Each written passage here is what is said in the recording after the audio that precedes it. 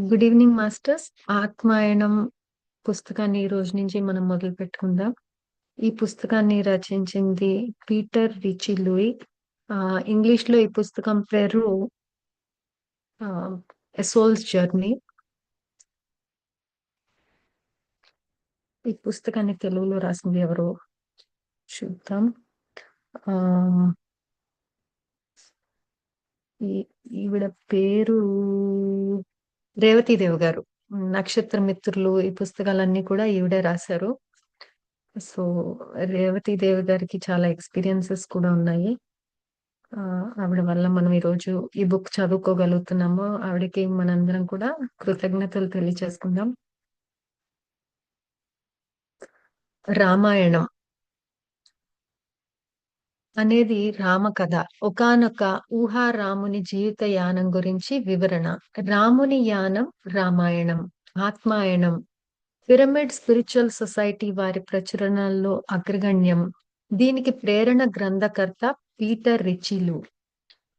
ఎ soul's journey ఒక ఆత్మ యొక్క ప్రయాణం అనే ఈ అత్యద్భుత ఆధ్యాత్మిక గ్రంథరాజం ఆయన సొంత ధ్యానానుభవాల అక్షర రూపం. ఎ సోల్స్ జర్నీ గ్రంథాన్ని ఇంగ్లీష్ లో చదవగానే తెలుగులో అనువదింపచేసి ఆంధ్ర ప్రజలందరికీ అందించాలనే తీవ్ర ఉత్కంఠ వెంటనే కలిగింది. ఒకానొక ఆత్మ మనుష్య సామ్రాజ్యంలో చేరి జనన మరణ చక్రంలో ప్రవేశించి మొట్టమొదట శైశవాత్మగా, తర్వాత బాలాత్మగా, యవ్వనాత్మగా, ఆ చివరికి వృద్ధాత్మగా మారి అతి మానవ సామ్రాజ్యంలో చేరి మహాకారణ లోకాలలోకి ఎలా పరిగెడుతుందో విశదీకరించేదే ఈ ఆత్మాయణం. మృత భౌతిక శరీర విసర్జనే మొదటి మరణమని, సూక్ష్మ శరీర విసర్జనే రెండవ మరణమని, కారణ శరీర విసర్జనే మూడవ మరణమని సత్యాలను బట్టబయలు చేసేదే ఈ ఆత్మాయణం. జంతు సామ్రాజ్యంలో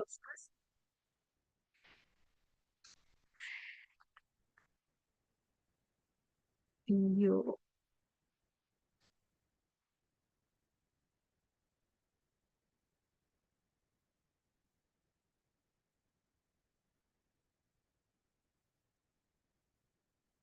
ఓకే.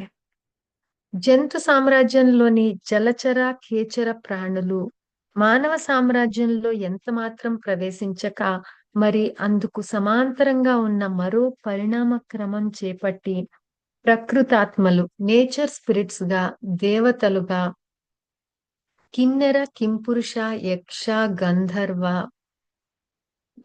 జాతుల్లాంటి దేవతా గణాలతో కూడి ఉన్న దేవతా సామ్రాజ్యం దేవా కింగ్డమ్ లో అడుగిడతాయనే రహస్యాన్ని కనుక్కున్నదే ఈ ఆత్మాయణం.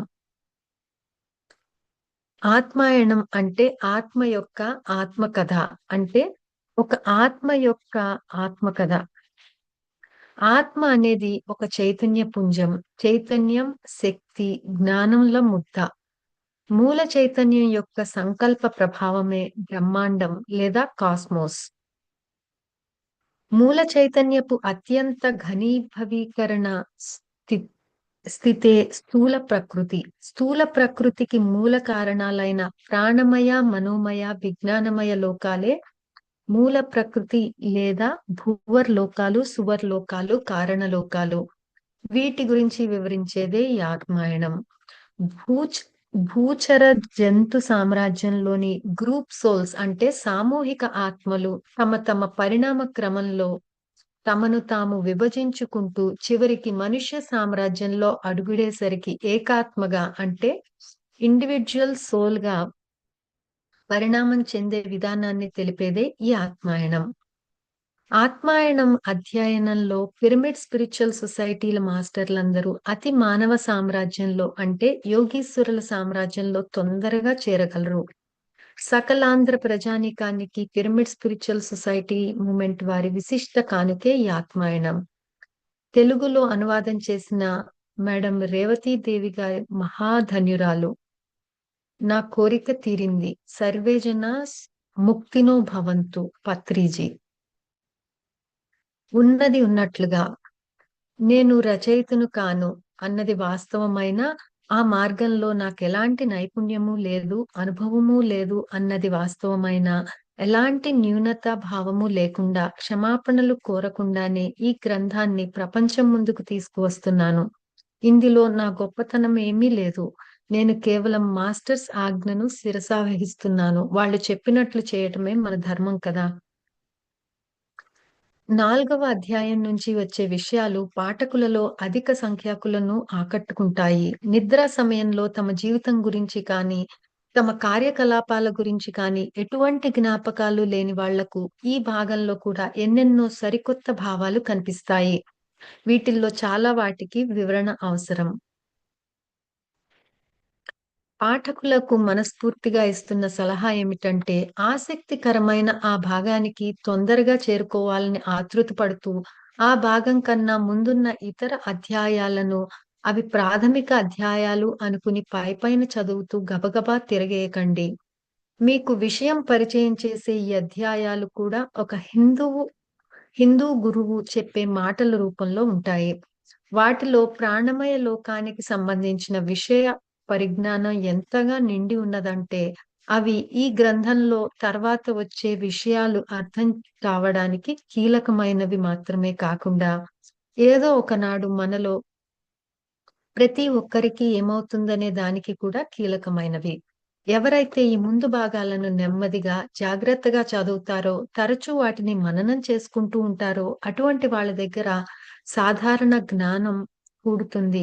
దానివల్ల రాబోయే కథ వాళ్ళకు చాలా బాగా అర్థం కావటానికి చక్కని పునాది ఏర్పడుతూ ఉంటుంది. నా అనుభవాలను వ్రాయటంలో నేను వాటికెలాంటి అందాలను దిద్దలేదు. ఉన్నదున్నట్లుగా రాస్తున్నాను. జన్మ పరంపరలను అర్థం చేసుకోవడానికి, తద్వారా స్వాంతన పొందడానికి నా అనుభవాలు మీలో కొందరికైనా ఉపయోగపడితే, పరిణితి స్వభావాన్ని గురించిన అవగాహన అది మీకు ఇవ్వగలిగితే, జంతువులతో స్నేహం చేసుకోవడానికి తగిన కారణాన్ని అది మీకు చూపగలిగితే, నా శ్రమ వృధా పోలేదన్నమాట. Peter Richelieu. Okay masters. మనం కథలోకి అడుగు పెడుతున్నాము. ఇది 1941వ సంవత్సరంలో మొదలైంది. అది 1941వ సంవత్సరం జూలై నెల 7వ తేదీ లండన్‌లోని యుద్ధ కార్యాలయం నుండి 3 రోజుల క్రితం ఒక కేబుల్ వచ్చింది. అంటే ఫోన్ కాల్. నా తమ్ముడు చార్లెస్ అంటే నాకు ఎంతో ఇష్టం. చార్లెస్ రెండవ ప్రపంచ యుద్ధంలో ఇంగ్లాండ్ తరపున యుద్ధం చేస్తూ చనిపోయాడని వార్త వచ్చింది. దాని గురించే ఆలోచిస్తూ ఉన్నాను. వాడు పాపం 23 ఏళ్ల వాడు. రాయల్ ఎయిర్ ఫోర్స్‌లో చేరి ఏడాది దాటింది. పైలట్ అయ్యాడు. వాడిని చూసి మేము గర్వపడతాము. 21 సంవత్సరాల వయసులో దుండుముక్కలా ఆరోగ్యంగా ఉండి, తన దేశం కోసం తన వంతు సేవ చేయాలనుకున్న వాడెవరైనా రాయల్ ఎయిర్ ఫోర్స్‌లో చేరకుండా ఎలా ఉండగలడు? మాకు ముందే తెలుసు పైలట్ జీవితానికి ప్రాణభద్రత ఉండదని. అయితే మా తమ్ముడికేమన్నా అవుతుందేమోనని మేము అనుకోలేదు. తన వాళ్ళను ప్రేమించే వాళ్ళు ఇలాగే ఆలోచిస్తారేమో! చార్లెస్ నాకంటే 10 ఏళ్ళు చిన్నవాడు. అయినా గాని మేమిద్దరం చాలా సన్నిహితంగా ఉండేవాళ్ళం. అంత సఖ్యత మామూలుగా అన్నదమ్ములలో కనబడదు. నాకింకా గుర్తుంది. మొట్టమొదటిసారిగా శత్రు విమానాన్ని తాను పడగొట్టానని వాడు గర్వంగా మాకు చెప్పడం నాకింకా గుర్తుంది. చార్లెస్ మరణ వార్త వినగానే నాకు దిమ్మెక్కిపోయాను. తర్వాత ఇప్పుడు నా జీవితంలో మొట్టమొదటిసారిగా ఉన్నత శక్తులేవైతే ఉన్నాయో, వాటి పట్ల నాకు చాలా అయిష్టత కలిగింది. మనల్ని సృష్టించిన ఆ సృష్టికర్త మనకేదో మేలు చేస్తాడని తెగ మాట్లాడుతూ ఉంటారు. ఆయనపై మనస్సు కష్టపెట్టుకున్నాను, కోపగించుకున్నాను. అమాయకుల్ని చంపేస్తుంటే చూస్తూ ఊరుకునేవాడు మనకి ఉపకారి ఎలా అవుతాడు? నేను కాథలిక్ క్రిస్టియన్‌గా పెరిగాను. మరీ అంత జడ సాంప్రదాయం కాదేమో! క్రిస్టియన్‌ల లాగానే చాలా విషయాలను అంగీకరిస్తూ ఉండేవాడిని. మతం మనిషి జీవితంలో ఒక భాగం. కొన్ని నిర్దిష్ట రోజులలో దాని కోసం కొంత సమయాన్ని వెచ్చించాల్సి ఉంటుంది. మిగిలిన రోజుల్లో క్రీస్తు అనుయాయుడిగా ఉన్న క్రైస్తవుడు ఏం చేయాలి? ఎలా ఉండాలి? అన్న దాని గురించి పెద్దగా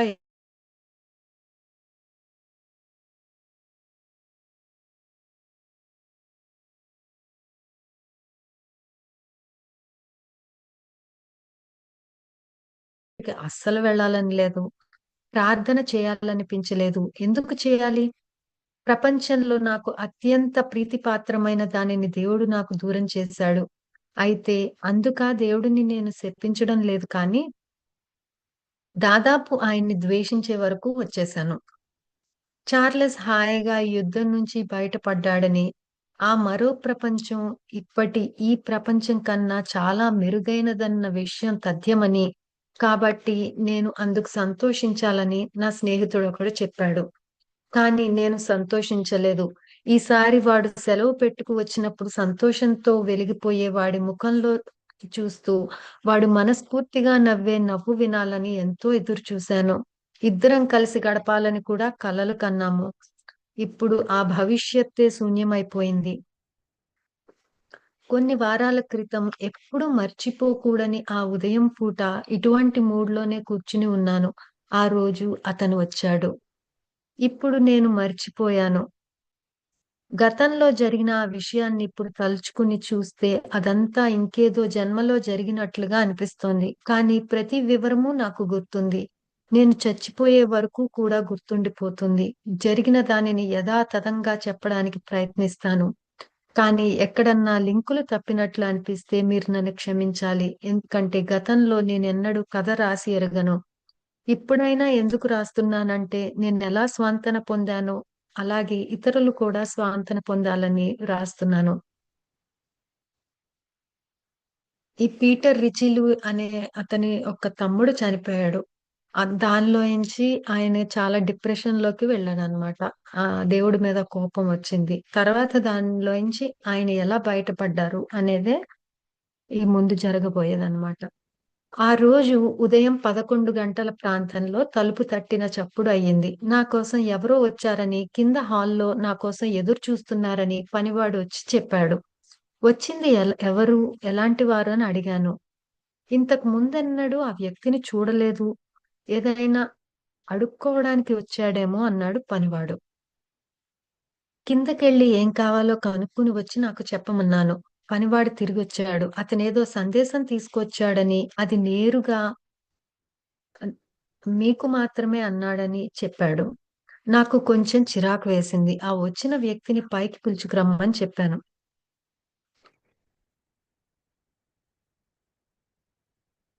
ఇక్కడ కొంచెం ప్రింట్ పోయింది మాస్టర్స్. నాకు సరిగ్గా కనపట్లేదు. తర్వాత నేను అతన్ని చాలా తరచుగా చూస్తూనే ఉన్నాను. అయినా కానీ అతన్ని వర్ణించడం చాలా కష్టంగా అనిపిస్తోంది. అయినా శాయశక్తులా ప్రయత్నిస్తాను. పొడవుగా, సన్నగా ఉన్నాడు. దాదాపు 45 ఏళ్ల వయసుంటుంది. గెడ్డం ఉన్నది. అతని చర్మం నా చర్మమంత తెల్లగా ఉన్నా, అతను ఉత్తర భారతదేశానికి చెందినవాడన్నది నిస్సంశయం. చాలా సరళమైన భారతీయ దుస్తులు ధరించి ఉన్నాడతను. ఆ దుస్తుల రంగు మొదట చూడగానే మాసి ఉన్నదేమో అనిపించే విధంగా ఉంది. అయితే పరీక్షగా చూస్తే వాటిల్లో పిసరంత మురికి కూడా లేదన్న విషయం స్పష్టమవుతుంది. కాళ్ళకు చెప్పులు తొడుక్కున్నాడు. తలపాగా చుట్టుకుని ఉన్నాడు. పనివాడిని వెళ్ళిపొమ్మన్నాను. వచ్చిన వ్యక్తిని కూర్చోమన్నాను. అతను కూర్చున్నాడు. నేను చూపించిన కుర్చీలో కాదు. కింద తివాచీ మీద పద్మాసనం వేసుకుని కూర్చున్నాడు. అప్పుడు గమనించాను అతని కళ్ళల్లోని ఉదారతను. యుగాల జ్ఞానమంతా ఆ కళ్ళల్లోనే ఉంది. ఇప్పటి వరకు అతను నోరే విప్పలేదు. "ఏం కావాలో చెప్పండి" అన్నాను. ఆ ప్రశ్నకు అతను ఆశ్చర్యంగా చూశాడు. సమాధానం చెప్పడానికి కొన్ని క్షణాలు పట్టిందతనికి. "నా కోసం నువ్వు కబురు చేశావు" అన్నాడు. ఆ మాటలతో నాకు తిక్క లేచింది. "ఏం మాట్లాడుతున్నారు మీరు? నేనేమిటి? మిమ్మల్ని పిలిపించడమేమిటి? నేను మిమ్మల్ని కంటితో చూస్తోందే ఇప్పుడు. అసలు విషయానికి రండి. మీకేం కావాలో తొందరగా చెప్పండి. నాకు చాలా పనుంది." "నువ్వు నన్ను పిలిచావు" మళ్ళీ అన్నాడతను. నా ముఖంలో ఆశ్చర్యం అతనికి స్పష్టంగా కనిపించింది. చిరునవ్వు నవ్వి చెప్పసాగాడు. "ఈ మధ్యనే నీ తమ్ముడు చనిపోలేదు? నీ తమ్ముడిని నీ నుంచి వేరు చేశారని, దూరం చేశారని విధాతను దుయ్యబడుతూ నువ్వు ప్రశ్నల వర్షం కురిపించలేదు? ఇలాంటివి ఎందుకు జరగాలి? ఇతరులు చావకుండా నా తమ్ముడే ఎందుకు చావాలి? దేవుడిని ప్రశ్నలు అడిగేటప్పుడు తనకు ఎంతో ప్రధానమనిపిస్తున్న ప్రశ్నలకు సమాధానాలు రాబట్టుకోలేనప్పుడు, ఇక దేవుణ్ణి నమ్మటం వల్ల ప్రయోజనమేమిటి అని చాలా సార్లు నువ్వు అనుకోలేదు? గత 3 రాత్రులుగా నిద్రలో నీ తమ్ముడితో మాట్లాడుతున్నట్టు నీకు కలలొస్తున్నాయి. నిజంగా నువ్వు నీ తమ్ముడితో మాట్లాడావు.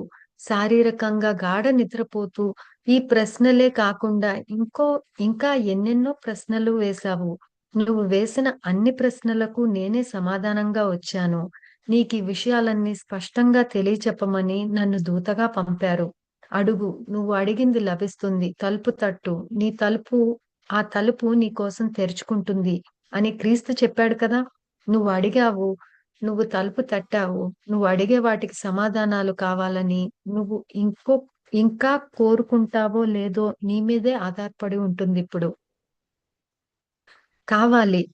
నా ప్రశ్నలకు సమాధానాలు కావాలి. వినాలనుంది. కానీ ముందసలు మీరెవరో చెప్పండి. నేను తెలుసుకోవాలనుకుంటున్నవి మీరు నాకు చెప్పగలరో లేదో ముందు నాకు తెలియాలి కదా! నాలాగే మీరు కూడా సజీవంగా రక్తమాంసాలతో ఉన్న ఒక మనిషి. కానీ మీకు నా తమ్ముడు తెలుసు అంటున్నారు. నేను నా తమ్ముడితో మాట్లాడడం గురించి చెప్తున్నారు. నేను ఏ ప్రశ్నలైతే వేశానో అవే ప్రశ్నలు నేనడుగుతుండగా మీరు విన్నట్లు చెప్తున్నారు. ఇది మాయ లేక నేను కలగంటున్నానా? మీ వల్లనైతే నాకు బాగా అర్థమయ్యేలా చెప్పండి. మీరు చెప్పగలగాలే కానీ నేను చక్కగా వింటాను. అయితే మీరు చెప్పినదంతా నేను నమ్మేయననుకోండి.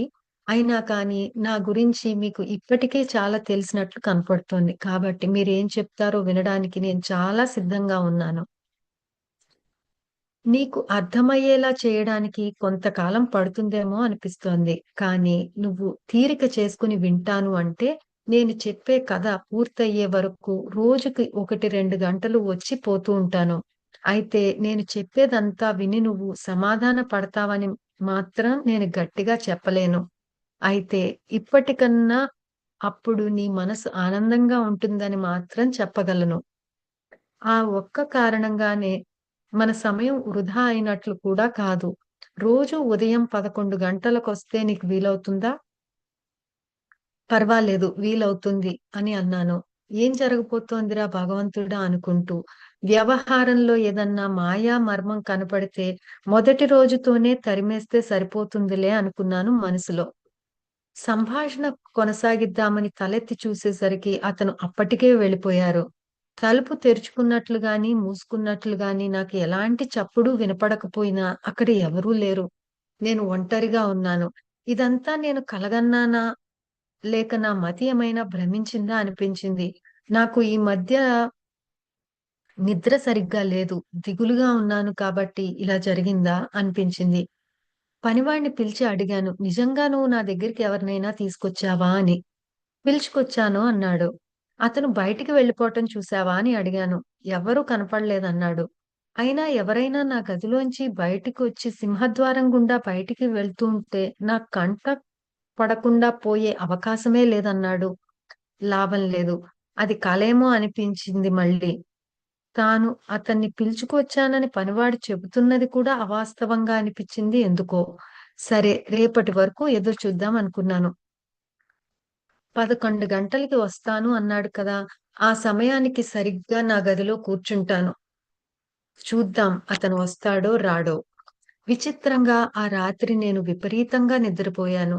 ఆ కేబుల్ వచ్చినప్పట్నుంచి ఏనాడూ నిద్రపోనంత ఎక్కువగా నిద్రపోయాను. పొద్దుట నిద్రలేచేసరికి చార్లెస్‌తో మాట్లాడుతూ ఉన్నట్లుగా అనిపించింది. చార్లెస్ నా దగ్గరకు వచ్చిన ఆగంతకుడు గురించి చెబుతూ ఉన్నట్లు అనిపించింది. నా కలల్లో చార్లెస్ కొంచెం కూడా ఆశ్చర్యపోయినట్లు కనపడలేదు. ఉదయం మెలకువ వచ్చేసరికి నాకు ఎందుకో ఆ భారతీయ నేస్తం అనుకున్న ప్రకారం వచ్చేస్తాడని అనిపించింది. ఆయన రాగానే చడీ చప్పుడు లేకుండా, కంటికి కనపడకుండా ఎలా బయటికి పోగలిగాడో అడగాలని నిర్ణయించుకున్నాను. తలుపు ఊరికే దగ్గరికి వేసున్నదేమో సరిగ్గా 11 అయ్యేసరికి నా పక్కనే వెనకాల దగ్గరగా ఒక మధుర స్వరం వినపడింది. ఇంకా నీ ప్రశ్నలకు సమాధానాలు కావాలనే అనుకుంటున్నావా? ఎలా వచ్చాడో, ఎప్పుడొచ్చాడో చప్పుడే వినలేదు నేను. ఆయన సాన్నిధ్యంలో నాలో ఎంత నమ్మకమొచ్చింది అంటే, తప్పకుండా నేను సిద్ధంగానే ఉన్నాను అన్నాను. ఇక మామూలు మాటలతో కాలక్షేపం చేయకుండా ఆయన నేల మీద కూర్చున్నారు. నేను కూడా నా కుర్చీలో వెనక్కి వాలి కూర్చున్నాను. ఇక ఆయన కథ చెప్పటం మొదలుపెట్టారు. ఇంతకు ముందు ఎప్పుడూ విననంతటి అతి విచిత్రమైన కథ. ఆ కథ ఈ రోజుకి కూడా నాకు పూర్తిగా అర్థం కాలేదు. కానీ మొదట వినగానే అది నిజమే అనిపిస్తుంది. పాఠకులకు కూడా అది సత్యమని తోస్తుందని నాకనిపిస్తుంది. ఆ తర్వాత గడిచిన రోజుల్లో మేము సంభాషించుకోలేదు. మొదటి రోజు వచ్చినట్లే ప్రతిరోజు వచ్చేవారు. ఒక్కోసారి ఒక గంట సేపు మాట్లాడేవారు. ఒక్కోసారి ఇంకా ఎక్కువ సేపు మాట్లాడేవారు. ఆ రోజుకు మాట్లాడటం అయిపోయాక తూర్పు దేశాల పద్ధతిలో 2 చేతులు జోడించి నమస్కారంలా పెట్టి వెళ్ళిపోయేవారు. విన్నంత సేపు విన్న తర్వాత ఇక వినేది నా బుర్రకెక్కదు. ఇక అప్పటికి నా బుర్ర నిండా విచిత్రమైన వాస్తవాలు గింగరాలు తిరుగుతున్నాయి అని ఆయన గ్రహించేవారేమో మరి. ఒక్కోసారి చెబుతున్న విషయాన్ని టక్కున ఆపేసి ఏం మాట్లాడకుండా గది నుంచి వెళ్ళిపోయేవారు. మరుసటి రోజు ఉదయం యథాప్రకారం వచ్చేసేవారు. ఎలాంటి కొత్త ఉపోద్ఘాతం లేకుండా ముందు రోజు ఎక్కడ ఆపారో సరిగ్గా అక్కడే మొదలుపెట్టి కొనసాగించేవారు. జంతు ప్రపంచం. ఒక కొత్త నమ్మకం వైపుకో, ఒక కొత్త సిద్ధాంతం వైపుకో నిన్ను మార్చడానికి నేను రాలేదు. ప్రస్తుతం నిన్ను కలవరపెడుతున్న ప్రశ్నలకు సమాధానం ఇవ్వడానికి మా గురువుగారు పంపిస్తే రాలేదు. నేను చే నేను చేయగలిగిందల్లా నీకు జీవిత మూలాధార వివరాలు తెలియచేయడం. నీకు జ్ఞాన పునాది ఏర్పడి, నీ సొంత పద్ధతి ఏర్పరచుకుంటావనే నమ్మకంతో, నీకు నువ్వే విషయ నిర్ధారణ చేసుకోవడానికి, నీకు స్వానుభావం కలిగేలా నేను సహాయపడతాను. నేను చెప్పేది చాలా వరకు నీకు అసాధారణంగా అనిపిస్తుంది. కానీ ఎన్నో జన్మలలో ఎంతో అధ్యాయం చేసిన నాకు కొన్ని అంశాలు వాస్తవాలని రుజువయ్యింది. నేను వాస్తవాలు లేదా యథార్థాలు అని చెప్పే వాటిని నువ్వు అంగీకరించాలని నేను కోరుకోవడం లేదు. నీ చైతన్యంలో ఆ విషయాలు తెలుసుకున్నప్పుడే వాటిని నువ్వు అంగీకరించవచ్చు. బౌద్ధ మత స్థాపకుడైన బుద్ధుడి గురించి ఒక లోకోక్తి ఉంది. అది నా అంశాన్ని విశదీకరిస్తుంది. ఒకరోజు ఒక శిష్యుడు వచ్చి ఒకరు ఒకటి చెప్తారు. మరొకడు మరొకటి చెప్తారు. ఇద్దరూ వారు చెప్పిందే సరియైనదంటారు. ఎవరిని నమ్మమంటారు అని అడిగితే, ఎవరు చెప్పినా, నేను చెప్పినా సరే నీకు నచ్చితే తప్ప నమ్మద్దు. నీకు నువ్వు నిర్ధారించుకునే వరకు దానిని సహేతుకమైన ప్రతిపాదనగా భావించు అని బదులు చెప్పారట. సో, ఇక్కడేం చెప్తున్నారంటే, ఎవరు ఏం చెప్పినా ఓపెన్‌గా ఉండండి. కానీ మీకు అది నమ్మాలనిపించినప్పుడే మీరు నమ్మండి. మీరు నిర్ధారించుకున్న తర్వాతే నమ్మండి. మీకు నచ్చితే తప్ప ఏది చెప్పినా నమ్మవద్దు అని చెప్తున్నారు. మొట్టమొదట పరిణితి మార్గం గురించి నీకు ఒక అవగాహన పైపైన కలిగేలా చెప్తాను. ఎక్కువ లోతుగా పోకుండా, ఆ పరిణితి మార్గంలో జీవము లేదా ప్రాణము అనేది ప్రకృతిలో ఎలా ఏర్పడుతూ వచ్చిందో చెప్తాను. ఈ ప్రాణానికి ఆధారమైన దాని గురించి నీకు నేను చెప్పలేను. నాకు తెలీదు. దాని గురించి తెలిసిన వాళ్ళని కూడా నేను ఎప్పుడూ కలవలేదు. అయితే అదంత అవసరమా? తాత్వికులందరూ ఒక్క విషయాన్ని మాత్రం అంగీకరిస్తున్నారు. ఈ సృష్టికి అతీతంగా ఒక సృజనాత్మక శక్తి ఉన్నది. ఆ శక్తికి వ్యక్తి రూపాన్ని ఇచ్చి దేవుడు అని పేరు పెట్టినా సరే, లేదా ఒక శక్తిగా దాన్ని పిలిచినా సరే, అదేం పెద్ద ముఖ్యమైన విషయం కాదు. చాలా మందికి దేవుడిని లేదా భగవంతుడిని చాలా గౌరవనీయుడైన ముసలివాడిగా గెడ్డంతో ఉన్నట్లు ఊహించుకోవటం అంటే ఇష్టం.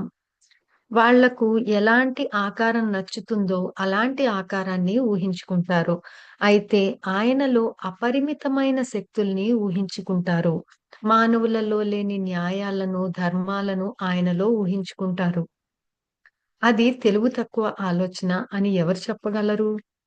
దానివల్ల చాలా మందికి తృప్తి కలగవచ్చు. కానీ ఆ ఆలోచనలకు ఆధారం లేదు. ఎందుకంటే విశ్వ సృష్టిని గురించి కానీ, సదరు ప్రాణం గురించి కానీ చెప్పగల జ్ఞానులు ఎవరూ బతికి లేరు. ప్రాణాన్ని మనం విశ్లేషణ చేయలేకపోయినా తెలుసుకోగలం, చూడగలం. ఈ నిమిషం బ్రతికుండి మరు నిమిషంలో చనిపోయిన మనిషిని లేదా జంతువును చూడని వారు ఎవరున్నారు? ఆ ఒక్క నిమిషంలో ఏం జరిగింది? ఏదో శరీరంలోంచి వెళ్ళిపోయిందన్నది తథ్యం. అది పోతుండగా చూసిన వారున్నారు. అది పోతూ పోతూ నిశ్చేతనమైన మాంస శరీరాన్ని వదిలేసి పోతుంది. ఆ మాంసపిండం మనకు కనపడుతుంది. అది కుళ్ళటం మొదలుపెట్టి తిరిగి భూమాతలో కలిసిపోతుంది.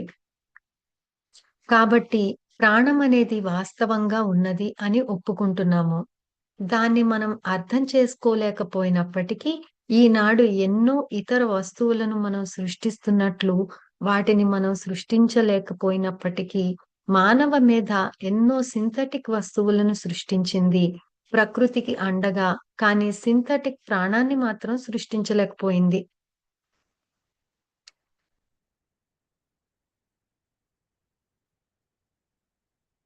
ప్రకృతిలోని 4 సామ్రాజ్యాలలోనూ ప్రాణం ఉంది అని కనుగొన్నట్లుగా సైన్స్ మనకు చెప్తోంది. ఖనిజాలు, వృక్ష సంపద, జంతువులు, మానవులు. జంతువులలోనూ, మనుష్యులలోనూ ప్రాణం ఉందని మనకు వేరే చెప్పాల్సిన అవసరం లేదు. మన కళ్ళతో మనమే చూస్తున్నాం. కానీ చెట్లలోనూ, ఖనిజాలలోనూ కూడా ప్రాణం ఉంది అన్న విషయం నమ్మటమే చాలా కష్టంగా ఉంటుంది. విశ్వనీయ మార్గాల ద్వారా తెలియవచ్చేదేమిటంటే, రాయిలో కూడా ప్రాణం ఉందని, దానిలో నుంచి ఆ ప్రాణం బయటికి వెళ్ళిపోగానే, ఆ రాయి క్షీణించటం మొదలుపెట్టి కాలక్రమేణా దుమ్ముగా మారిపోతుంది. మానవ శరీరం ఎలా కుళ్ళిపోతుందో, అలాగే రాయి కూడా క్షీణిస్తుంది. రాయి చిన్న చిన్న ముక్కలుగా అయిపోయి, అది తర్వాత తర్వాత అది కూడా ఇంకా చిన్నగా అయిపోయి దుమ్ములాగా అయిపోతుందనమాట. కాకపోతే రాయికి ఎక్కువ సమయం పడుతుంది. రాయిలో ప్రాణం ఉంది అంటే నమ్మటం కన్నా, చెట్టులో ప్రాణం ఉంది అని నమ్మటం చాలా తేలిక. ఎందుకంటే, చెట్టును భూమిలోంచి పెకిలించినప్పుడు దానికి ప్రాణాధారం లేక వడిలిపోయి చచ్చిపోతుంది. కాలక్రమేణా దుమ్ముగా మారిపోతుంది. అన్ని ప్రాణుల నుంచి ప్రాణశక్తి బయటికి పోగానే ఏం జరుగుతోందో, అదే వీటి విషయంలో కూడా జరుగుతోంది. మరో అదనపు సామ్రాజ్యంలో జీవం ఉన్నట్లు తాత్వికులు కనిపెట్టారు. దానిని వాళ్ళు అతి మానవ సూపర్ హ్యూమన్ సామ్రాజ్యం అని అన్నారు. ఎందుకంటే మానవ సామ్రాజ్యాన్ని మనిషి గెలిచి ఆక్రమించిన తరువాత పరిణితి ఉన్నట్లుండి అక్కడితో ఆగిపోదు. ఇంకా ముందుకు పోతుంది. ఎప్పుడైతే ఎప్పుడూ పైకే పోతుంది. తన మూలం దగ్గరికి చేరుకునే వరకు అదలా పోతూనే ఉంటుంది. ఈ యుగానికి ముందు లెక్కలేనన్ని యుగాలు ఎన్ని జరిగిపోయాయో మానవ మాత్రుడు ఊహించను కూడా ఊహించలేకపోయాడు. తాత్వికులు ఇంకా ఏమంటారంటే, ప్రకృతిలోని అన్నిటిలాగానే ప్రాణం కూడా పురోగమిస్తుంది. ప్రాణం యొక్క లక్ష్యం ఏమిటంటే అనుభవం. ఈ అనుభవాన్ని కూడబెట్టుకుంటూ, పండించుకుంటూ ప్రకృతిలో ప్రాణశక్తి ఏర్పడే అతి చిన్న స్థాయి నుంచి అత్యున్నత స్థాయి అంటే పరిపూర్ణ మానవుడు లేదా పరిపూర్ణుడుగా చేయబడిన మానవుడి స్థాయి వరకు పురోగమిస్తూనే పోతుంది. మనం చూడవలసిందేంటంటే, ఖనిజ ప్రపంచంలోని ప్రాణానికి, మానవ జంతు ప్రపంచంలోని ప్రాణానికి మధ్య తేడా ఏమిటి అన్న విషయం. రెండింటి సారం నిస్సందేహంగా ఒక్కటే. ఎందుకంటే, ఇంత క్రితం నేను చెప్పినట్లు సర్వ ప్రాణశక్తికి మూలం పరమాత్మే. కానీ దాని ప్రకటనలో ఎంత వైవిధ్యం ఉందో కదా! వివిధ ఖనిజాలుగా ప్రాణం పనిచేయటం మొదలుపెట్టినప్పుడు, మానవ స్థాయిలో మనం అర్థం చేసుకునే వ్యక్తిత్వం అన్నది దానికి ఉండదు. ఖనిజాలలో ప్రప్రథమంగా తక్కువ స్థాయిలో ప్రారంభమైన ప్రాణశక్తి అనుభవాన్ని గడిస్తూ క్రమేపీ ఉన్నత స్థాయి ఖనిజాల రూపాలను కూడా తీసుకుంటుంది. అక్కడి నుంచి ఎదిగి వృక్ష జాతులలో నిమ్న స్థాయి వృక్షాల జన్మలని తీసుకొని ఉత్తరోత్తర ఉన్నత స్థాయి వృక్ష జాతుల జన్మలను తీసుకుంటుంది. ఇదంతా జరగడానికి మన కాలమాన ప్రకారం అనేక వేల సంవత్సరాలు పడుతుంది. అంటే ముందు రాయిగా కూడా చిన్న చిన్నగా నేర్చుకుంటుందన్నమాట. తర్వాత అది చిన్న మొక్కలు తక్కువ రోజులుంటాయి చూడండి. మన ఆకుకూరల్లాగా అట్లా తక్కువది స్టార్ట్ అయ్యి, మళ్ళీ అవి కూడా వృక్షాలుగా జన్మలు తీసుకుంటాయి. ఆహ్, స్థాయి పెరిగే కొద్దీ. ఫస్ట్ అలవాటు పడడానికి చిన్న చిన్నగా స్టార్ట్ చేస్తాయన్నమాట అక్కడ కూడా. ఇదంతా జరగడానికి మన కాలమానం ప్రకారం అనేక వేల సంవత్సరాలు పడుతుంది. కానీ ప్రాణశక్తి వృక్ష జాతుల నుంచి జంతు జాతులలోకి వచ్చినప్పుడు మాత్రమే మనకు దాని తేడా తెలుస్తుంది. ఈ దశలో కూడా దానిలో వ్యక్తిత్వం అనేది ఉండదు. కేవలం ఒక సామూహిక చైతన్యంగా, సామూహిక ఆత్మగా ఉంటుంది. అదే జాతికి చెందిన ఇతర జంతువులకు కూడా ఇదే ఆత్మగా ఉంటుందన్నమాట. ఆ జంతువులను అన్నిటినీ బయట నుంచి నడుపుతూ ఉంటుంది. ఆ ప్రాణశక్తి ఎప్పుడైతే మానవ జన్మలకు వస్తుందో, అప్పుడు ఒక్కొక్క భౌతిక శరీరంలో జీవాత్మగా ఉండి, ప్రతి ఒక్క మానవుని ఆలోచనలను, పనులను ఆజ్ఞాపిస్తుంది. ఇప్పుడు మనం చెట్లను చూసుకున్నామనుకోండి, అవి కూడా గ్రూప్ సోల్స్‌గా ఉంటాయన్నమాట. అందుకనే చెట్లన్నీ కనెక్టెడ్‌గా ఉంటాయంటారు. అలాగే జంతువులు కూడా ఇప్పుడు ఒక కుక్కకి ఒక 10 పిల్లలు పుట్టాయనుకోండి. అన్నిటికి సోల్ ఒకటే గ్రూప్ సోల్‌లో ఉంటాయన్నమాట జంతువులు కూడా. అదే మనం మనుషుల దగ్గరికి వచ్చేటప్పటికి మాత్రము అది ఇండివిడ్యువల్ సోల్‌గా తయారవుతుంది. అంటే మనం అక్కడ మెల్లమెల్లగా నేర్చుకుంటూ ఈ ఇండివిడ్యువల్ సోల్‌గా ఉండే స్థాయికి వస్తున్నాం మనం. పరిణితి చెందుతున్నామనమాట.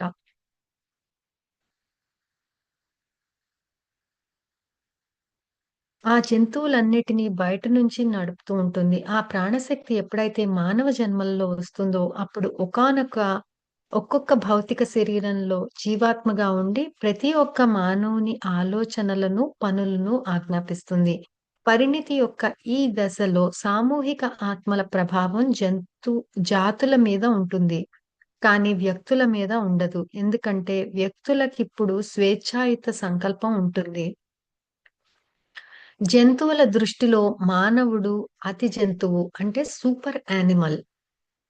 పరిపూర్ణ మానవుడు సాధారణ మానవుని దృష్టిలో ఆహ్, ఎట్లాగైతే సూపర్ హ్యూమన్ అని పరిపూర్ణ మానవుడినంటామో, జంతువుల దృష్టిలో మానవుడు సూపర్ యానిమల్ అన్నమాట. దురదృష్టకరమైన విషయం ఏమిటంటే, ఈ అతి జంతువు తన తమ్ముళ్ళ పట్ల సానుభూతితో, ప్రేమతో, అవగాహనతో మసులుకోవడానికి బదులు క్రూరంగా ప్రవర్తిస్తుంది. వాటి బాధలకు మూల కారకుడు అవుతున్నాడు. జంతువులు ఆహారం కోసం కానీ, లేదా తమ ప్రాణభయం ఏర్పడినప్పుడు చంపుతాయి. అదేవిధంగా మనిషి కేవలం క్రూర జంతువుల పట్ల ప్రాణభయం ఏర్పడినప్పుడు మాత్రమే జంతువుల్ని చంపితే అది ప్రకృతి ధర్మాలకు విరుద్ధం కాదు. కానీ మనిషి జంతువులను అనేక విధాలుగా హింసిస్తున్నాడు. ఆహారం కోసం జంతువులను వధిస్తున్నాడు. ఈకలతోనూ బొచ్చుతోనూ తమ స్త్రీలను అలంకరించాలి అన్న ఉద్దేశం, తన గొప్పతనాన్ని, చాకచక్యాన్ని ప్రదర్శించాలని ఒక ఆట పేరుతో ఆ నిస్సహాయ జీవులను హింసిస్తున్నానన్న విచక్షణ కూడా లేకుండా ఉన్నాడు. ఈ విచక్షణారహితమైన క్రూరత్వం వల్ల భయమనేది పుడుతుంది. భయం పరిణితిని ఆలస్యం చేసినంతగా ఇతర భావాలేమీ చేయవు. అంటే మన ఎదుగుదలకు అడ్డుపడే చాలా పెద్ద కారణం భయం. ఈ అతి జంతువు పట్ల భయమనేది నిమ్న జాతి జంతువు జన్మలలో మొదలై అన్ని జన్మలలోనూ అది కొనసాగుతూ వస్తూ ఉంది. ఈ జంతువులలో భయం కలగడానికి కారణం మానవులు. మళ్ళీ ఆ జంతువులు ఎదిగి తర్వాత కుక్క జన్మగా, ఆహ్, ఆవుగా, గుర్రంగా, పిల్లిగా ఇలా మన దగ్గరలోకి వచ్చి మనల్ని ఎంతో ప్రేమిస్తూ ఉండే జంతువులుగా వచ్చిన తర్వాత వాటిలికి కూడా మానవుల జీవితం పట్ల ఆహ్, మానవుల పట్ల ఆ ప్రేమ పెరిగి తర్వాత వాళ్ళు మానవులుగా తయారవుతారు. కానీ ఆ మానవులుగా వచ్చిన తర్వాత కూడా ఆ లోపల ఏదైతే భయం ఉందో, ఆ భయము ఇంకా కొనసాగుతూ ఉంటుందన్నమాట. చివరికి మనిషి నిత్య జీవితంలో ముడిపడి ఉన్న జంతు జన్మలు వచ్చాక తొలి దశలో బయలుదేరిన భయం ఇప్పుడు క్రమేణా ప్రేమగా మారుతుంది. అది జరిగే వరకు పరిణితి క్రమంలో జంతువుల పురోగతి నెమ్మదిగా కొనసాగుతుంది. అంటే మన కుక్కగా, పిల్లిగా ఇట్లా వచ్చిన తర్వాత ఇంట్లో పెంచుకుంటారు కదా! ఆ ఇంట్లో పెంచుకున్నప్పుడు వాటిలికి నెమ్మదిగా భయం పోతుందన్నమాట. ఆహ్, వీధి కుక్కలు అట్లా బయట ఉన్నప్పుడు కూడా వాటిల్ని అందరూ కొడుతూ ఉంటారు గదా! వాటిలికి చాలా భయమే ఉంటుంది. అందుకనే అవి ఎక్కువ అటాక్ చేస్తూ ఉంటాయన్నమాట. ఇంట్లో ఆవుగా ఉన్నప్పుడు అట్లా వాటిలికి ఆ మనుషుల మీద భయం పోయి ప్రేమ ఎప్పుడొస్తుందో అప్పుడు అవి ఆహ్, తొందరగా పురోగతి చెందుతాయన్నమాట. నెక్స్ట్ మానవుల జన్మగా. ఈ భయం మనుషుల పట్ల భయం ఎక్కువగా ఉన్నప్పుడు వాటిలి పురోగతి చాలా, చాలా స్లోగా ఉంటుంది. అవి ఇంకా జంతు జన్మల్లోనే కొనసాగుతూ ఉంటాయి చాలా కాలం వరకు. అసలు ప్రాణశక్తి అన్నది జంతు జన్మల్లోకి వచ్చి కొనసాగటం అన్నది ఎలా జరుగుతుందో నీకోసం ఒక దశ విశ్లేషిస్తాను. నెమ్మదిగా పారే పిల్ల కాలువగా ప్రాణశక్తి ఉందని ఊహించుకోవడానికి ప్రయత్నించు. ఆ కాలువ ఒడ్లు దానికి ఇరువైపులా బంధించినట్లు అంటూ ఉంటాయి. ఆ ప్రవాహానికి ఒక నియంత్రిత ఉద్దేశం అన్నట్లుగా ఉంటుంది. ఖనిజ ప్రపంచం నుంచి, వృక్షజాతి ప్రపంచం నుంచి ఈ సెలయేరు ప్రవహించేటప్పుడు ఎటువంటి తేడా ఉండదు. కానీ ఎప్పుడైతే అది జంతు ప్రపంచ పరిస్థితుల్లోకి అడుగుపెడుతుందో అక్కడ దానిలో విపరీతమైన మార్పు వస్తుంది. జంతు ప్రపంచం ఒక సంక్లిష్టమైన వ్యవస్థ. ఇక్కడ పరిణితి వివిధ స్థాయిలలో ఉంటుంది. సూక్ష్మజీవులతో ప్రారంభమై క్రిమి కీటకాదులు, అడవి జంతువుల నుంచి కొనసాగుతూ చివరికి మానవుడి పెంపుడు జంతువుల జాతుల్లోకి వస్తుంది. జంతు జన్మల నుంచి రావటం వల్ల ప్రాణశక్తికి వివిధ రకాల అనుభవాలు ఏర్పడతాయి.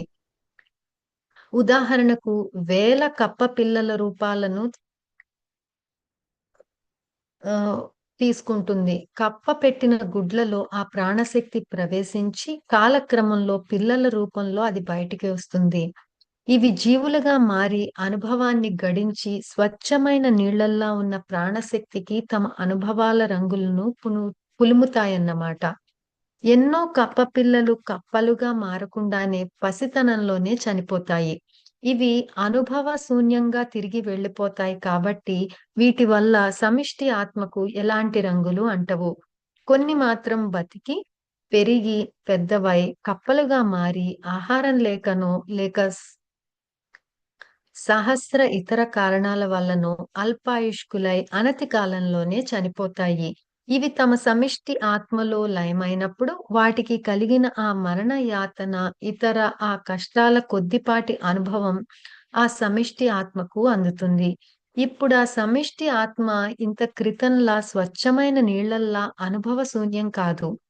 మరికొన్ని కప్పలు మరింత కాలం బతికి మనుష్యుల మధ్యకు వస్తాయి. అప్పుడు ఆ కప్ప తనను బాధిస్తున్న, హింసిస్తున్న మనిషిని చూసి భయపడటం, పారిపోవటం, అవకాశముంటే దాక్కోవడం, మనుష్యుల చుట్టుపక్కలకే పోకుండా ఉండటం నేర్చుకుంటుంది. కాలక్రమంలో అది చనిపోతుంది.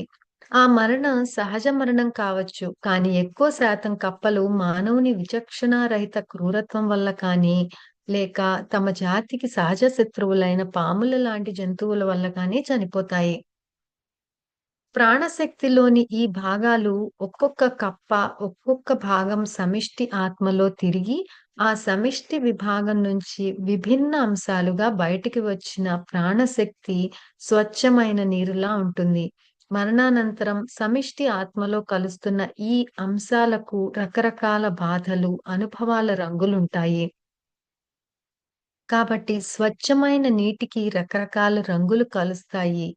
ఆ అన్ని కప్పల అనుభవాలు వచ్చి ఈ సమిష్టి ఆత్మలో కలుస్తాయి. ఆ కప్పలలో దేనికి ప్రత్యేకమైన గుర్తింపు లేదు. ప్రతి కప్ప ఈ సమిష్టి ఆత్మలో భాగమే. పరిణితిలోని ఈ దశలో 1, 2 జన్మలు అయిపోయాక ప్రాణశక్తి తన అనుభవ సారంతో మరో స్థాయికి వెళ్తుంది. 20,000, 30,000 కప్పపిల్లల్లా పుట్టే బదులు ఈసారి ఒక 10,000 ఎలకలుగానో లేదా చుంచులుగానో పుడుతుందన్నమాట. ఈ ఎలుక పుట్టుకతోనే మనిషి పట్ల, తన సహజ శత్రువుల పట్ల భయంతో పుడుతుంది. క్రితం దశలో ఆ భయమే కదా అది నేర్చుకున్నది. ఈ జన్మ పరంపరలో ఆ భయం పెరుగుతూనే ఉంటుంది. ఈ జన్మలో లేత వయస్సులోనే చేదు అనుభవాల ద్వారా ఎలుక నేర్చుకుంటుంది. పగటి కంటే రాత్రిళ్ళు పనిచేస్తే మనిషిని తప్పించుకోవచ్చని, మనిషి వల్ల తక్కువ భయం ఉంటుందని, ఒకవేళ ఆ ఎలుక ముసలితనం వచ్చే వరకు బతికిందంటే, అది తప్పకుండా తన సహజ శత్రువులను ఎలా తప్పించుకోవాలనే విద్యలో ఉపాయాలు నేర్చుకుని నిష్ణాతురాలు అయ్యిందనమాట. అతను వివరంగా చెప్పిన మాటల గురించి ఆలోచిస్తూ తలెత్తి చూసేసరికి గది ఖాళీగా అనిపించింది. చాలా సేపు నిశ్చలంగా కూర్చుండిపోయి అతను చెప్పిన దానిని అర్థం చేసుకోవడానికి ప్రయత్నం చేశాను. కొంచెం సేపటి తర్వాత ఆ మొత్తం అవగాహన అయింది. మొదట్లో నేను అది నమ్ముతున్నానా లేదా అన్న విషయం నేను అస్సలు ఆలోచించలేదు. అది ముఖ్యం కాదనిపించింది. ఇదంతా చాలా కొత్తగా ఉంది. అయితే ఆసక్తికరంగా ఉంది. అప్పటికే అలసిపోయిన అతను రేపు మళ్ళీ వస్తాడన్న నమ్మకం ఉంది. కనుక ఆ రేపటి కోసం ఎదురు చూడసాగాను. మర్నాడు గుమ్మం వైపే చూస్తూ నా టేబుల్ దగ్గర కూర్చున్నాను. అతను తలుపు తెరుచుకుని వస్తున్నాడా? లేక తలుపు గుండా వస్తున్నాడా అని చూడాలని నిర్ణయించుకున్నాను. సహజాతీతమైనది ఏదో జరుగుతోందని నేను ఊహించి ఉంటే మాత్రం నాకు నిరాశే ఎదురైంది. సరిగ్గా 11 గంటలప్పుడు చాలా సాధారణంగా, నిశ్శబ్దంగా తలుపు తీసుకుని లోపలికి వచ్చి, నేను ఎదురు చూసినట్లే నన్ను పలకరించారు. "మరిన్ని విషయాలు వినడానికి సిద్ధంగా ఉన్నావా? లేదా నిన్న బాగా బోర్ కొట్టేశానా?" అన్నారు. నా జవాబు అతనికి సంతృప్తి కలిగించింది కాబోలు నిన్న ఆపిన దగ్గర నుండి మొదలుపెట్టారు.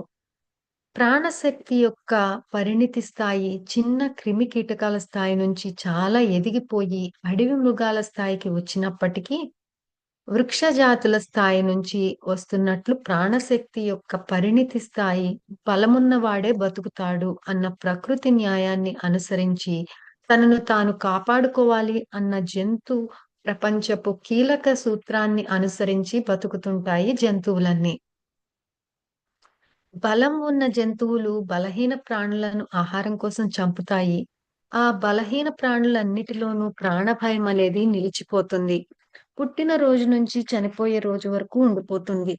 ఆ మరణం సహజ మరణం కావచ్చు, లేదా బలమున్న జంతువుల వల్ల కానీ, మానవుని గుండు దెబ్బ వల్ల గాని సంభవించవచ్చు. అటువంటప్పుడు అడవి జంతువులన్నిటిలోనూ భీతి అనేది ప్రబలంగా ఉండటంలో ఆశ్చర్యమేమున్నది? బలమున్న మృగాల పట్ల, అతి జంతువైన మానవుని పట్ల భయమన్నమాట ఇది. సమిష్టి ఆత్మలు అడవి జంతువుల శరీరాలలో అనేక జన్మలు గడుపుతాయి. ఆ జన్మలలో అవి చాలా ముఖ్యమైన పాఠాలు నేర్చుకుంటాయి. ఆ పాఠాలేమిటంటే ఆత్మ సంరక్షణ, బతకాలంటే కష్టపడాలి అనేవి, ఆహారాన్ని సంపాదించుకుంటే తప్ప బతకలేవు. కాబట్టి అది వాటి నిత్య జీవితంలో ఒక బాధ్యత అయిపోతుంది. అది నిర్లక్ష్యం చేయడానికి వీల్లేని బాధ్యత. ఆహారం దొరకని కాలాల్లో ఆ జంతువు యొక్క అంతర్బుద్ధి ఆహారం కోసం కొత్త స్థలాలకు వెళ్ళాలన్న ఆలోచన నేర్పి, ప్రేరణ కలిగించి, ఆ కొత్త స్థలాల్లో ఎలా ఇమిడిపోవాలో కూడా నేర్పుతుంది. ఆ ఆత్మ ఉత్తరోత్తర ప్రత్యేక వ్యక్తిత్వమున్న మనిషి జన్మకు వచ్చినప్పుడు ఈ పాఠం అక్కడ చాలా బాగా ఉపయోగపడుతుందన్నమాట. ఈ దశలోనే మాతృత్వం అన్నది మొదటిసారిగా ఆ సమిష్టి ఆత్మకు అనుభవంలోకి వస్తుంది. ఇప్పటి వరకు సమిష్టి ఆత్మ తీసుకున్న జంతు జన్మలన్నీ కలిపి ఒక ముఖ సుడి స్పైరల్‌గా భావించినట్లయితే, ఆ సుడి పైభాగంలో ఉన్న జన్మలు అడవి మృగాల జన్మలు. ఇంకా పురోగమించాలంటే మనుష్యులకు దగ్గరగా వచ్చే జంతు జన్మలను తీసుకోవాల్సి ఉంటుంది. అలా పరిపక్వత చెందాక మానవ జన్మకు రావడం జరుగుతుంది. అడవి జంతువులుగా ఉన్న ఏనుగులు, గాడిదలు, దున్నలు మనిషి వల పన్ని పట్టుకున్నప్పుడు దొరకకుండా ఉండాలని చాలా పోరాడతాయి. ఒకసారి పట్టుబడిపోయాక ప్రేమతో, దయతో మచ్చిక చేసుకుంటే తప్ప అవి మనిషికి లొంగవు. తమ శక్తులను మానవ అభివృద్ధికి ఉపయోగించడానికి ఇష్టపడవు. పట్టుబడిన అనేక సంవత్సరాల తర్వాత కూడా అవి నిజంగా మాలిమి కావు.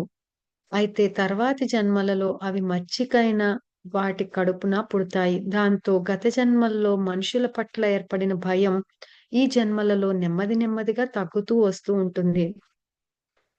బాగా ఎదిగిన సమిష్టి ఆత్మ పశువుల జన్మలు తీసుకుంటుంది. పశువులు చలికాలంలో ఆహారం కోసం పూర్తిగా మనిషి మీద ఆధారపడతాయి. మంచు కురిసే చలికాలంలో వాటిని కొట్టాలలో కానీ కొట్టాలలోనే ఉంచితే మనిషి మేపవలసి వస్తుంది. దానితో మానవుడి మీద క్రమేణా నమ్మకం పెరిగి సహజంగా మనిషి పట్ల ఉన్న భయం తగ్గిపోతుంది. నెమ్మదిగా, నికరంగా మానవజాతి పట్ల భయం తగ్గిపోయి, సమిష్టి ఆత్మ జంతు జన్మలలోని తుది దశ అయిన పెంపుడు జంతువుల అనుభవం గడించడానికి దాదాపు 10,000 కప్ప పిల్లలుగా జన్మ తీసుకున్న సమిష్టి ఆత్మ రాను రాను సంఖ్య తగ్గించుకుంటూ జంతు ప్రపంచంలోని చివరి దశకి వచ్చేటప్పటికి 2 గుర్రాలుగానో, 2 కుక్కలుగానో లేదా 2 పిల్లులుగానో జన్మ తీసుకుంటుంది. ఒకానొక సమిష్టి ఆత్మ పరిణితి చెంది 2 భాగాలుగా మాత్రం విభజన అయ్యే దశకు చేరుకునేసరికి అది అన్ని విధాలా పెంపుడు జంతువైపోయి మనిషిని సరిగ్గా అర్థం చేసుకోగలిగి ఉంటుంది. అప్పుడు అది ఒక ఆత్మగా వ్యక్తిత్వాన్ని సంతరించుకుని మనిషి జన్మ తీసుకోవడానికి సాధ్యపడే స్థాయికి చేరుకుంటుందన్నమాట. అయితే ఎన్ని జన్మలలో ఆ సమిష్టి ఆత్మ మనిషి జన్మ తీసుకుంటుందన్నది ఆ జంతువులు ఎటువంటి మనుష్యుల చేతుల్లో పడ్డాయి అనే దాని మీద ఆధారపడి ఉంటుంది. ఈ పెంపుడు జంతువుల జంటలలో ఒక జంతువుని యజమాని జంతువులను ప్రేమించేవాడు కాకుంటే వాటి పట్ల అతడి ప్రవర్తన సానుభూతి రహితంగానో లేక క్రూరంగానో ఉంటే గత 20 జన్మలలో కొంతవరకు తుడుచుకుపెట్టుకుపోయిన భయం కొంత తిరిగి వస్తుంది. మళ్ళీ ఎన్నో జన్మలు తీసుకుంటే తప్ప ప్రత్యేక అస్తిత్వాన్ని పొందే దశ దానికి రాదు. పెంపుడు జంతువులను మిత్రులుగా చూసి అవి మనుష్యులను అర్థం చేసుకునేలా చేస్తే అవి ఈ దశకు ఇంకా చాలా ముందుగానే చేరుకుని ఉండేవి. కాబట్టి వాటిని ప్రేమగా చూడడం ఎంత ముఖ్యమో పదే పదే నేను గట్టిగా నొక్కి వక్కాణించలేను. దయచేసి ఈ విషయాన్ని స్పష్టంగా అర్థం చేసుకోండి. ఒకానొక సమిష్టి ఆత్మ, ఒకానొక మానవ ఆత్మగా తయారు కావాలంటే దానిలో మానవ జాతి పట్ల ఉన్న భయం పూర్తిగా పోవాలి. ప్రేమ అన్నది కేవలం మానవ ప్రపంచానికి మాత్రమే సంబంధించింది కాదు. ఉన్నత స్వరూపంలో ప్రేమ ప్రకృతినంతా ఆక్రమించుకుని ఉంటుంది. కాబట్టి జంతు పరిణితిలో మనిషి పాత్ర ఏమిటి అంటే పరిపూర్ణమైన ప్రేమ భయాన్ని పోగొడుతుంది అన్న విషయాన్ని చక్కగా అర్థం చేసుకోవాలి. ఎందుకంటే సహాయం అనే దానిని అర్థం చేసుకోకపోతే పరిణితి మార్గంలో ఉన్న జంతువుల పురోగతి చెప్పలేనంత కాల పరిధి వరకు వెనక్కి వెళ్ళిపోతుంది. అంటే తిరోగమిస్తుందన్నమాట. Okay masters. ఈరోజు ఇక్కడితో పాజ్ చేసుకుందాము.